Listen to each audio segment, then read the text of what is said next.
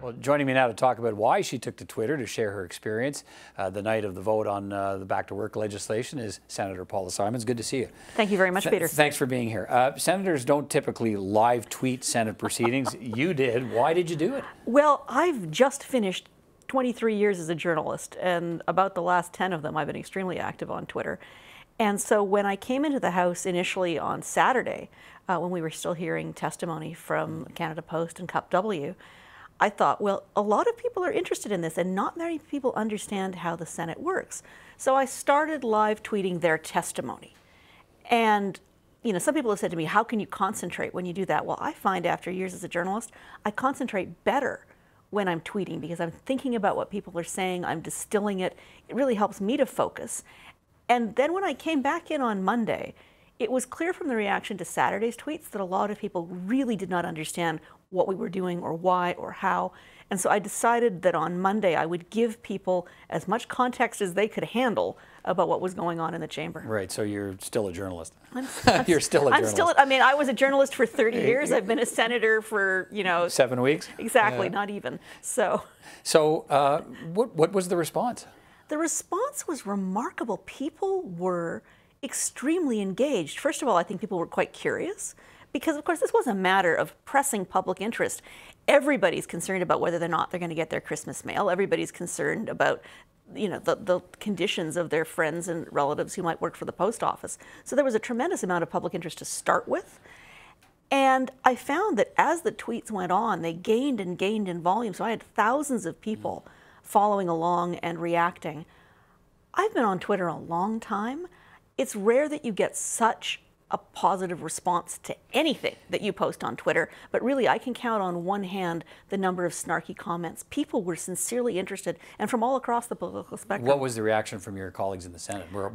Was that universal support as well? No, that was not universal support. Although people said to me, "Are you allowed to do that?" And I said, "Well, no one's told me I'm not allowed to do it.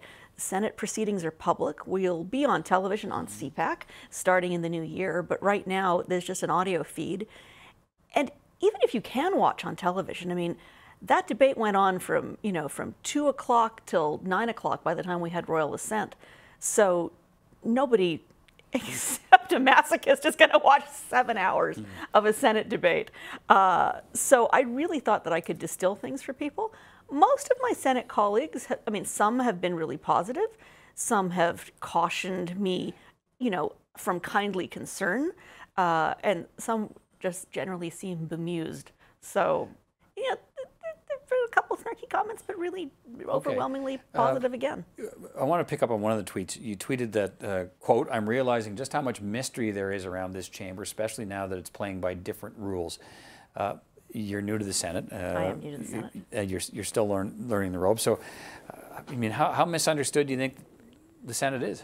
Well, I think a lot of people don't understand what independent senators are. A lot of people don't believe, they believe that like unicorns and leprechauns, that they don't believe there are independent senators. I think people who haven't been following in the last 2 years, who still think about all of the stories of scandal of a couple of years ago, don't really understand the way in which the appointment of so many independent senators has changed the nature of debate in the chamber. Now, maybe I'm not the right person to say it's different because I wasn't there before. Right. But I tell people all the time, I am an independent senator. I'm not part of a caucus. I'm not whipped. Some of my fellow independent senators are truly remarkable people who brought strong backgrounds to this debate, and I wanted people to know that. This wasn't going to be a pro forma event. Right. In the end, you voted against the Back to Work bill. I did. Saying your decision was made easier because you saw the legislation would pass with or without your vote. Yeah. Which maybe a little too honest. Yeah, well, which raises the question, how would you have voted if the margin was a lot closer? It would have. It's I don't, and with all respect, it's almost like it sounds like you let yourself off the hook. Well, kind of a thing. Yeah, but I wanted people to understand if we voted down that legislation, which may well have been within our rights, given that it dealt with an issue of the Charter and the Constitution, but there was a lot of debate about that.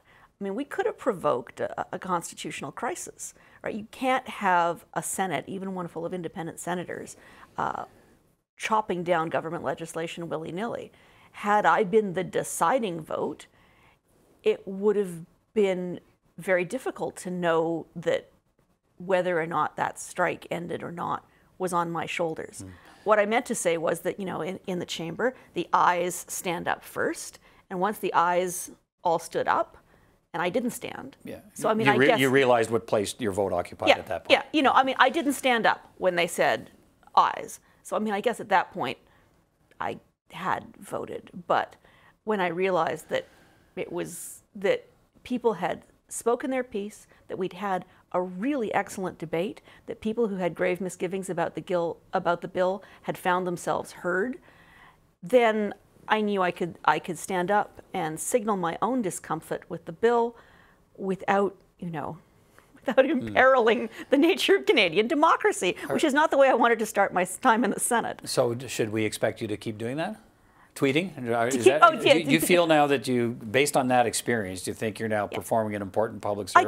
I do think it's an important public service. I do think, however, that a lot of what goes on in the Senate is not as gripping as what happened Monday. I mean, for Monday's debate, there was a natural audience and a real thirst to know what was happening. You know, today in the Senate was largely procedural, and I don't want to say it was dull because it was also interesting, but it was interesting in a different way. Often legislative business is dull, but it's not no less important. But you know, in terms of attracting a Twitter audience of thousands and thousands of people, maybe you'll find a way to jazz it up and make it the kind of thing that people, even though it's heavy lifting, you know, because that's kind of what we do here at CPAC. Well, we know it's heavy lifting, but people ought to know about it. Yeah, well, and when we're on TV, as we will be in the new year, we're working hard in the Senate to see if there's a way that we can actually make things a little more interesting for viewers at home, like you. Senator Paula Simons, thanks for your time. Thanks very much, Peter.